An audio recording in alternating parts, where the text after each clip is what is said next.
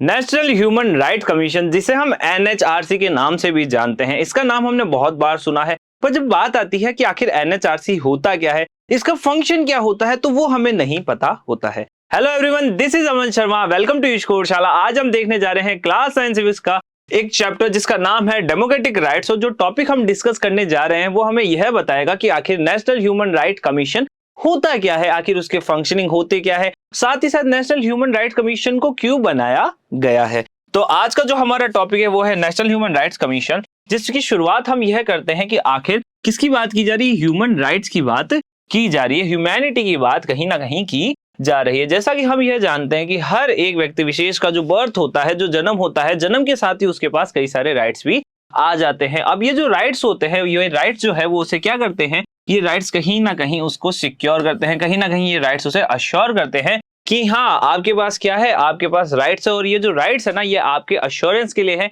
और ये जो राइट्स है ये आपको क्या करने वाले हैं, अश्योर करने वाले हैं, आपकी लाइफ को ईजी बनाने वाले हैं, साथ ही साथ आपके ऊपर किसी भी तरीके के रिस्ट्रिक्शन को दूर करने वाले हैं। अब बात आती है कि आखिर नेशनल ह्यूमन राइट्स कमीशन की जरूरत क्यों आ पड़ी। तो जैसा कि हम ये देख सकते हैं, नेशनल लेवल के ऊपर एक एनएचआरसी को बनाया गया और ये क्या है, एक कमीशन है जो ये ध्यान रखता है कि कहीं ना कहीं नेशनल लेवल के ऊपर ह्यूमन राइट्स का वायलेशन ना हो। तो कहीं ना कहीं नेशनल लेवल के ऊपर ह्यूमन राइट्स के लिए आवाज उठाने वाले एक कमीशन को हम किस नाम से जानते हैं, उसे हम नेशनल ह्यूमन राइट्स कमीशन के नाम से जानते हैं। तो चलो ये जो क्वेश्चन था वो हो गया पूरा, कहीं ना कहीं ये हमें समझ में आ चुका है कि आखिर एनएचआरसी क्या है। तो चलो शुरुआत करते हैं। Are there are any references to the national human rights commission NHRC in this page news call this alludes to a growing awareness of a human rights and the fight for human dignity। तो कहीं ना कहीं हम यह समझ चुके हैं कि जो एनएचआरसी है वो किसके लिए लड़ता है, वो सिर्फ और सिर्फ हमारे राइट्स और हमारी जो डिग्निटी है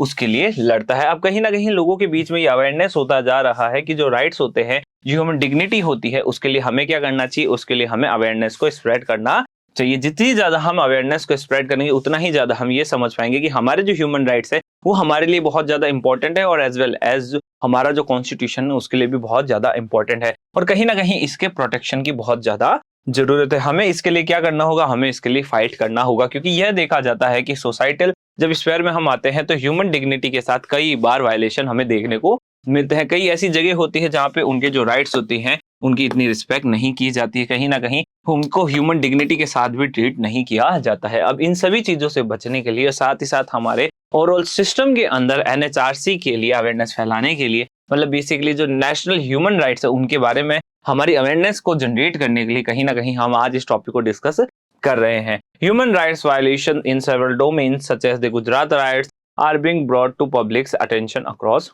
इंडिया। जब हम बात करते हैं ह्यूमन राइट वायलेशन की तो हमारे सामने एक गुजरात राइट्स का एक केस हमारे सामने आता है। बच्चों, कई साल पहले गुजरात में क्या हुए थे, दंगे हुए थे और उन दंगों के अंदर हम ये देखते हैं ह्यूमन राइट्स का कई ज्यादा वायलेशन हमें देखने को मिला था। तो कहीं ना कहीं हम उन दंगों से यह समझ पाए हैं कि हाँ, हमारे लिए एक ऐसे कमीशन को होना जरूरी है जो इन सभी दंगों के बारे में, ह्यूमन राइट्स के बारे में, क्योंकि जब दंगे किए जाते हैं तो हम यह देखते हैं कि कहीं ना कहीं ह्यूमन राइट्स जो है वहां पे हमें वायलेट होते दिख जाते हैं। तो चलो देखते हैं आगे।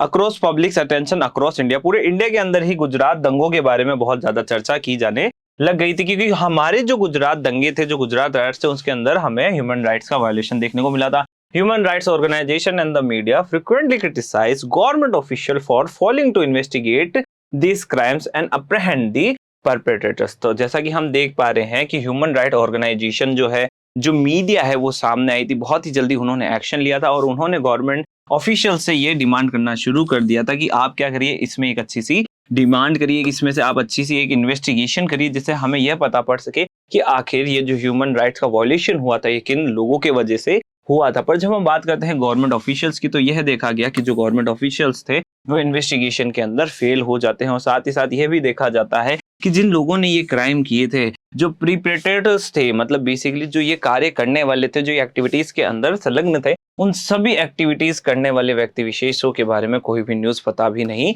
पड़ती है और ना ही उन्हें उन क्राइम से लिए क्या किया जाता है, उन्हें कन्विक्ट किया जाता है। On behalf of the victim someone has to step in, the national human rights commission stepped into help. तो किसी ना किसी को विक्टिम्स के सपोर्ट के लिए तो आना ही था। तो ऐसे सिनारियो के अंदर नेशनल ह्यूमन राइट्स कमीशन जो है वो आगे आता है, वो सिनारियो के अंदर आता है जिसके लिए उसे बनाया गया था। This is a non partition body that was established by law in 1993। तो जैसा कि हम ये देख पा रहे हैं कि ये कैसी बॉडी है, ये एक नॉन पार्टीशन बॉडी है जिसे कब फॉर्म किया गया था, जिसे 1993 के अंदर बनाया गया था।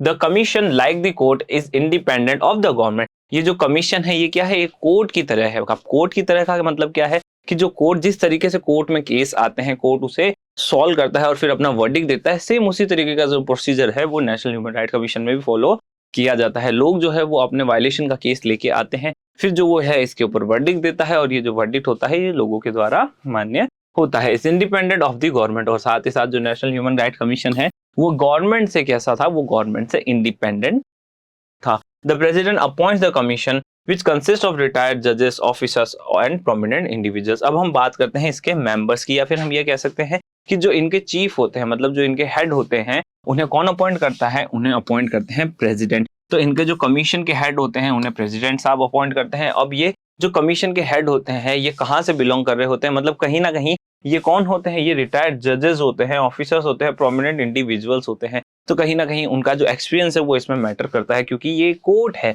एक कोर्ट की जैसे काम करने वाला है, मतलब वो उसकी तरह ही वर्डिक्ट देने वाला है। तो कहीं ना कहीं हम ये देख पा रहे हैं कि जो रिटायर्ड जजेस होते हैं, ऑफिसर्स होते हैं, प्रोमिनेंट इंडिविजुअल्स होते हैं, उनका एक्सपीरियंस जो है सोशल स्फेयर में वो यहाँ पे काम आता है। कहीं ना कहीं वो यह बताते हैं कि हाँ, जो ह्यूमन राइट्स है उनके लिए हमें खड़ा होना चाहिए। और साथ ही साथ अगर आप हमारे लिए खड़े होते हैं, आप हमारे नेशनल ह्यूमन राइट्स कमीशन के साथ खड़े होते हैं, तो कहीं ना कहीं हम आपको एक अच्छा वर्डिक्ट भी प्रोवाइड करेंगे ही करेंगे। It does not however have the responsibility of determining court matters. और साथ ही साथ हम ये भी समझ सकते हैं कि जो कोर्ट मैटर्स होते हैं उसके अंदर डिटरमाइन करने की जो हमारी प्रॉपर्टीज होती हैं वो हमें इसके अंदर देखने को नहीं मिलती। As a result it can be concentrated on assisting victims in obtaining their human rights. तो ऐसे में हम ये समझ सकते हैं कि कोर्ट से रिलेशन इसका कोई ऐसा ज्यादा है नहीं, सिर्फ और सिर्फ इसका इसलिए बनाया गया है ताकि जो विक्टिम्स है ना, विक्टिम्स को क्या मिल सके, विक्टिम्स को उनका बेसिक जो उनको मिलना चाहिए, उनको एक जो न्याय मिलना चाहिए, जो जस्टिस मिलना चाहिए, वो उन्हें मिल सके। तो कहीं ना कहीं हम ये देख पा रहे हैं कि जो कोर्ट की रिस्पॉन्सिबिलिटीज होती है वो कमीशन के ऊपर नहीं होती है।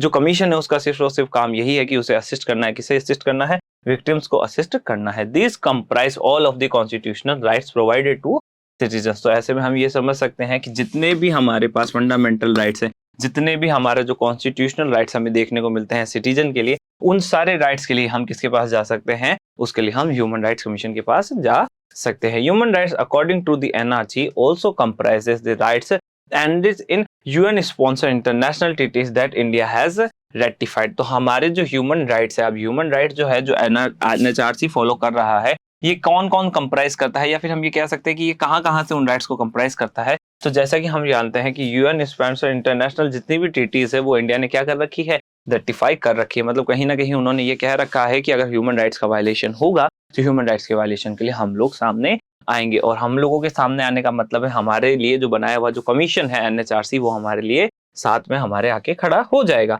The NHRC can not punish the guilty on its own, the courts are in charge of this. तो हम ये देख सकते हैं कि जो एनएचआरसी है, हाँ, ये देखने में आ रहा है कि एनएचआरसी क्या करता है, एनएचआरसी केसेस को जरूर सुनता है, पर जो केसेस सुने हैं उसमें वो क्या नहीं कर सकता, वो उसमें दूसरे लोगों को पनिश नहीं कर सकता है, किसी को भी वो गिल्टी नहीं बता सकता। क्योंकि हमने ये देखा है जो एनएचआरसी है ना, वो एक कोर्ट की तरह काम करता है, वो कोर्ट नहीं है, वो कोर्ट की रिस्पॉन्सिबिलिटीज को फॉलो नहीं करता है। इसी कारण से हम ये देख सकते हैं कि वो अपना वर्डिक्ट तो दे सकता है पर वो किसी को पनिश नहीं कर सकता है। ये काम सिर्फ और सिर्फ किसका है, ये काम सिर्फ और सिर्फ कोर्ट्स का है।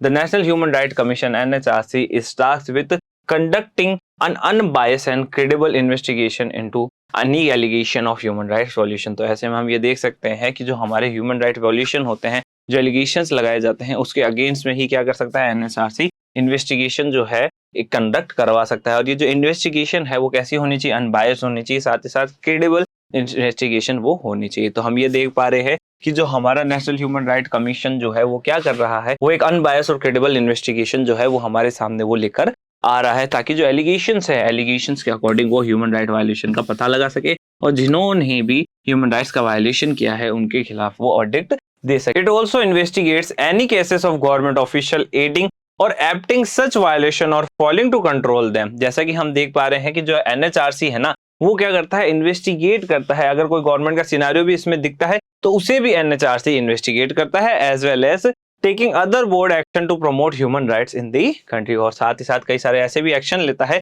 जिससे वो ह्यूमन राइट्स को हमारी कंट्री के अंदर वो क्या कर सके, प्रमोट कर सके। फिर हम आगे देखते हैं, द कमीशन में report its findings and recommendation to the government और represent the victim in court. जो कमीशन होता है वो अपनी जो रिपोर्ट है उसके अंदर अपनी फाइंडिंग्स को बता सकता है, और ये जो फाइंडिंग्स है, जो इसकी रिकमेंडेशन है, वो उसे गवर्नमेंट को दे सकता है, कोर्ट को वो दे सकता है, ताकि हम और एज वेल एज ये देख सके कि जो एनएचआरसी है वो कर क्या रहा है। वो सिर्फ और सिर्फ एक ऐसा वर्डिक्ट बना रहा है, एक ऐसा उसको बेस दे रहा है जिससे वो क्या कर सकता है, जिससे वो गवर्नमेंट और जो कोर्ट है उसके सामने जो विक्टिम्स है उसे अच्छे से वो रिप्रेजेंट कर सके।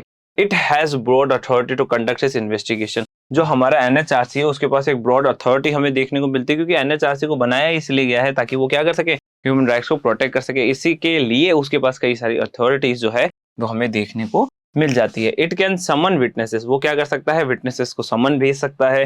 इंटरव्यू एनी गवर्नमेंट ऑफिशियल, किसी भी गवर्नमेंट ऑफिशियल का वो इंटरव्यू ले सकता है, क्योंकि कई बार जो गवर्नमेंट ऑफिशियल्स होते हैं वो ह्यूमन राइट वायलेशन के लिए उसे है ना इन्वेस्टिगेट नहीं कर पाते। साथ ही साथ ऐसा भी देखा जाता है वो फेल हो जाते हैं उस पर कंट्रोल करने के लिए। तो कहीं ना कहीं जो गवर्नमेंट ऑफिशियल्स है उनका भी जो एनएचआरसी है वो क्या कर सकता है, इंटरव्यू ले सकता है। डिमांड एनी ऑफिशियल पेपर, किसी भी ऑफिशियल पेपर की डिमांड कर सकता है। इनफैक्ट एनी प्रिजन, किसी भी प्रिजन को इंस्पेक्ट कर सकता है। Dispatch its own team for on the spot investigation, किसी भी टीम को वो ऑन स्पॉट इन्वेस्टिगेशन के लिए भेज सकता है। Much like any other court, जैसे कि एक कोर्ट काम करता है। मतलब कहीं ना कहीं हम ये देख पा रहे हैं कि जो एनएचआरसी वो एक कोर्ट के जैसे ही काम कर रहा है। विटनेसेस को समन भेज पा रहा है, इंटरव्यू कर पा रहा है, डिमांड कर पा रहा है ऑफिशियल पेपर्स की, इंस्पेक्ट कर रहा है प्रिजन को। साथ ही हम ये भी देख पाते हैं कि ऑन स्पॉट वो इन्वेस्टिगेशन भी कर पा रहा है। तो कहीं ना कहीं जो कोर्ट कर सकता है, मतलब लगभग कोर्ट जैसी कुछ पावर्स जो है वो हमें एनएचआरसी के पास भी देने को मिलती है, क्योंकि इनके पास इतनी पावर्स होना बहुत ही ज्यादा जरूरी है। क्योंकि जितनी ज्यादा पावर्स एनएचआरसी के पास होगी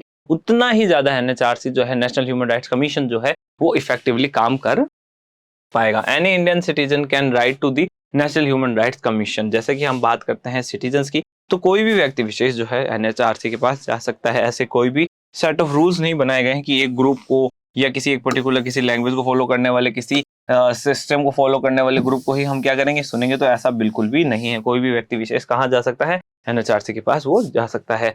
Farida court house, Copernicus Marg, new Delhi 110001 to protest about a violation of human rights. तो आप क्या कर सकते हैं, प्रोटेस्ट कर सकते हैं ह्यूमन राइट्स वायलेशन के अगेंस्ट में। देयर इज नो कॉस्ट और formal procedure for contacting the NHRC. अगर आपको एनएचआरसी को कॉन्टेक्ट करना है तो आप फ्रीली वहां पे कॉन्टेक्ट कर सकते हैं, उसका कोई भी कॉस्ट नहीं लगेगा, कोई भी फॉर्मल प्रोसीजर आपको फॉलो नहीं करना है एनएचआरसी के पास पहुंचने के लिए। State human right commission like the NHRC are located in 23 state across the country as of September 1, 2013। September 1, 2013 से ये देखा गया कि स्टेट कमीशन को भी फॉर्म कर दिया गया है। जैसे कि हम नेशनल कमीशन देख रहे थे, एक नेशनल ह्यूमन राइट्स कमीशन देख रहे थे, सेम उसी तरीके से अब हम क्या देख रहे हैं, हम देख रहे हैं स्टेट ह्यूमन राइट्स कमीशन। तो मतलब अब क्या बनाया गया है, SHRC बना दिया गया है, ताकि स्टेट लेवल के ऊपर भी ह्यूमन राइट्स को क्या किया जा सके, प्रोटेक्ट किया जा सके। क्योंकि हम ये देख पा रहे थे कि जो एनएचआरसी जो है, नेशनल ह्यूमन राइट्स कमीशन जो है, वो नेशनल लेवल के ऊपर क्या कर रहा है, वो ह्यूमन राइट्स को प्रोटेक्ट करने का काम कर रहा है, उन्हें सिक्योर करने का काम कर रहा है। एज वेल एज अब हमें ना स्टेट लेवल के ऊपर भी ऐसी जरूरतें महसूस की जाने लगी थी। तो स्टेट लेवल के ऊपर भी SHRC को बनाया गया। अब SHRC जो है, स्टेट ह्यूमन राइट्स कमीशन जो है, वो क्या करता है, वो स्टेट लेवल के ऊपर ह्यूमन राइट्स के वायलेशन को ध्यान में रखता है। तो बच्चों आज के इस वीडियो में इतना ही। आज के इस वीडियो में हमें बहुत कुछ समझने को मिला। हमने यह जाना कि आखिर एनएचआरसी, जिसे हम नेशनल ह्यूमन राइट्स कमीशन के नाम से जानते हैं, उसे क्यों फॉर्म किया गया था, उसे कब फॉर्म किया गया था, इनके मेंबर्स को कैसे अपॉइंट किया जाता है। साथ ही साथ हमने यह समझा कि इसका क्या क्या फंक्शन है, और साथ ही साथ एंड में हमने यह भी जाना कि आखिर स्टेट लेवल के ऊपर भी अब SHRC को क्या कर दिया गया है, उसको स्टैब्लिश कर दिया गया है। 23 स्टेट्स के अंदर हमें SHRC देखने को मिल जाता है। SHRC का फुल फॉर्म है स्टेट ह्यूमन राइट कमीशन। तो कहीं ना कहीं हम ये देख सकते हैं कि ह्यूमन राइट्स को प्रोटेक्ट करने के लिए एक मुहिम चलाई जा रही है। कहीं ना कहीं ऐसे कमीशंस को बनाया जा रहा है जिससे हम ज्यादा से ज्यादा हमारे इन राइट्स को प्रोटेक्ट कर सके, ज्यादा से ज्यादा हम हमारा जो सिटीजन है उसको प्रोटेक्ट कर सके। तो बच्चों आज के इस वीडियो में इतना ही। इस वीडियो से रिलेटेड कोई भी डाउट होता है, कोई भी क्वेश्चन होता है, कोई भी आपके पास कोई नया सजेशन है कि अगले वीडियोस हमें किस पे बनाने चाहिए, किस टॉपिक को हमें डिस्कस करना चाहिए, तो आप कमेंट सेक्शन में हमसे बता सकते हैं। साथ ही साथ अगर वीडियो आपको अच्छा लगता है तो इसे लाइक करना ना भूले, सब्सक्राइब कर सकते हैं इसको अच्छा लगे यूट्यूब चैनल को, ताकि ऐसे इंटरेस्टिंग वीडियोस जो है वो आपको मिलते रहें। Thank you.